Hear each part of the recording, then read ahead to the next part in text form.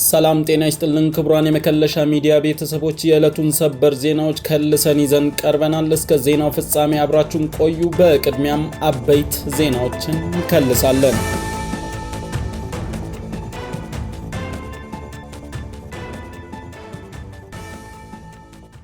አሜሪካንን በ34 ቀናት ውስጥ $38 ቢሊዮን ያስወጣው የኢራን ጦርነት።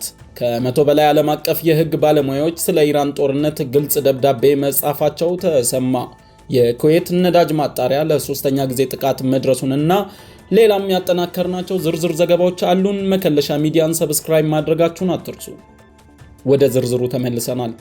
በአሜሪካና በኢራን መካከል የተቀሰቀሰው ወታደራዊ ግጭት ባለፉት 34 ቀናት ውስጥ ብቻ ለዋሽንግተን $38 ቢሊዮን ወጪ ማስከተሉ ተመላክቷል።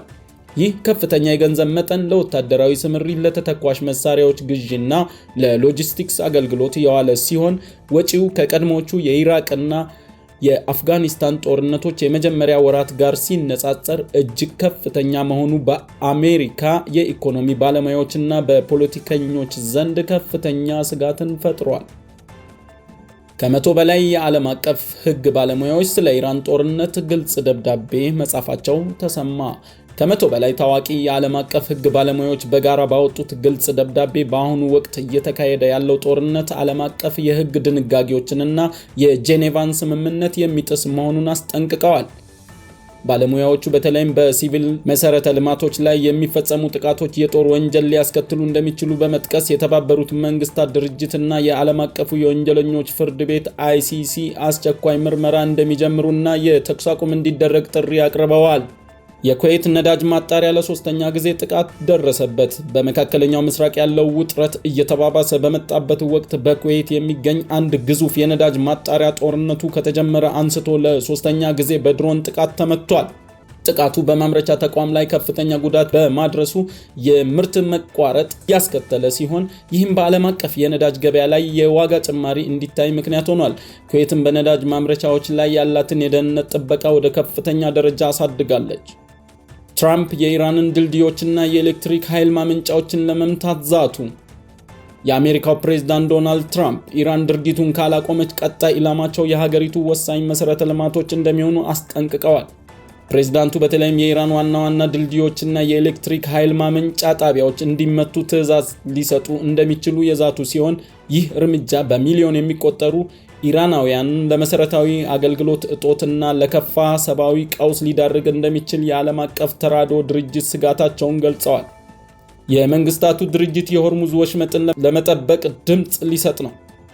የተባበሩት መንግስታት ድርጅት የጸጥታው ምክር ቤት በሆርሙዝ ወሽመጥ የሚደረገውን የንግድ መርከቦች እንቅስቃሴ ከአደጋ ለመጠበቅ በቀረበ የውሳኔ ሐሳብ ላይ ዛሬ ድምፅ ይሰጣል።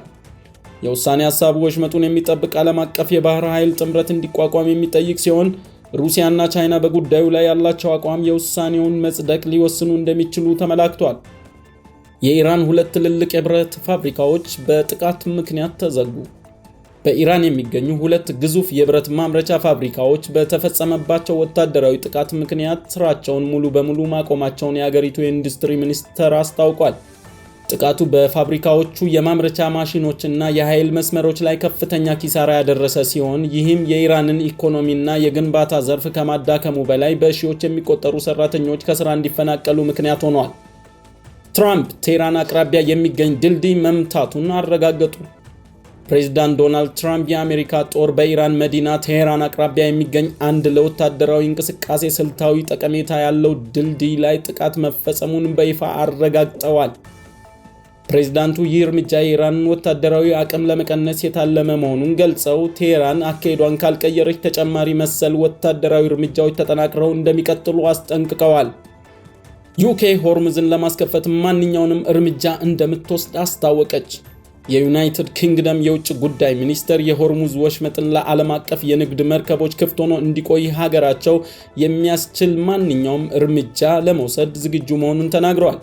ሚኒስተሩ ወሽመጡን ለመዝጋት የሚደረግ ሙከራ በዓለም ኢኮኖሚ ላይ ከባድ አደጋ እንደሚደቀን በመግለጽ ብሪታንያ አስፈላጊ ከሆነ የባህር ኃይሏን በመጠቀም የመርከቦችን ነፃ እንቅስቃሴ እንደምታስከብር አሳስበዋል። ክቡራትና ክቡራን የመጋቢት 25 2018 ዓ.ም የዕለቱ ዜናዎች እነዚህን ይመስሉ ነበር።